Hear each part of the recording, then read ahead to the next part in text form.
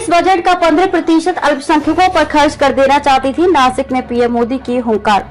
प्रधानमंत्री नरेंद्र मोदी ने बुधवार को आरोप लगाया कि कांग्रेस अपने पिछले शासन के दौरान सरकारी बजट का 15% हिस्सा अल्पसंख्यकों के लिए आवंटित करना चाहती थी। इसके साथ ही उन्होंने धर्म के आधार पर बजट को बांटने और नौकरियों या शिक्षा में आरक्षण की अनुमति नहीं देने का संकल्प लिया। उत्तर महाराष्ट्र में नासिक जिले के पिंपल गांव बसवंत में महायुति उम्मीदवारों केंद्रीय मंत्री भारती पवार बीजेपी और हेमंत गोडसे शिवसेना के समर्थन में एक चुनावी रैली को संबोधित करते प्रधानमंत्री ने कहा कि धार्मिक आधार पर बजट को विभाजित करना खतरनाक है। मोदी ने कहा कि संविधान के मुख्य शिल्पी बाबा साहेब आम्बेडकर नौकरियों और शिक्षा में धर्म आधारित आरक्षण के सख्त खिलाफ थे। उन्होंने दावा किया कि केंद्र में सत्ता में रहने के दौरान कांग्रेस ने कुल बजट का 15% अल्पसंख्यकों को आवंटित करने की योजना बनाई थी। उन्होंने कहा कि जब मैं गुजरात का मुख्यमंत्री था तो कांग्रेस ने ये प्रस्ताव रखा था। बीजेपी ने इस कदम का कड़ा विरोध किया और इसलिए इसे लागू नहीं किया जा सका। लेकिन कांग्रेस अनुसूचित जाति यानी कि एससी, अनुसूचित जनजाति, एसटी और अन्य पिछड़ा वर्ग ओबीसी के आरक्षण के अधिकार छीनकर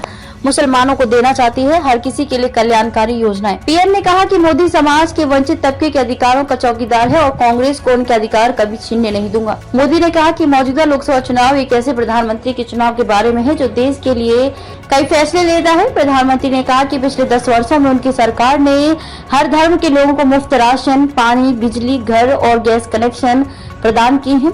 उन्होंने कहा कि कल्याणकारी योजनाएं हर किसी के लिए बनाई गई हैं। पार्टी विलय को लेकर शरद पवार पर निशाना। राष्ट्रीय कांग्रेस पार्टी एनसीपी अध्यक्ष शरद पवार का नाम लिए बिना मोदी ने कहा कि महाराष्ट्र में इंडिया गठबंधन के एक नेता को पता है कि कांग्रेस बुरी तरह हार रही है, इसलिए उन्होंने सुझाव दिया कि छोटे दलों को कांग्रेस में विलय कर देना चाहिए ताकि वह कम से कम विपक्षी पार्टी के रूप में खड़ी हो जाए। उन्होंने कहा कि जब नकली शिवसेना यूबीटी का जिक्र करते हुए कि कांग्रेस में विलय होगा तो मैं बाला साहेब ठाकरे को याद करूंगा, क्योंकि दिवंगत नेता ने अयोध्या में भव्य राम मंदिर के निर्माण और अनुच्छेद 370 को खत्म करने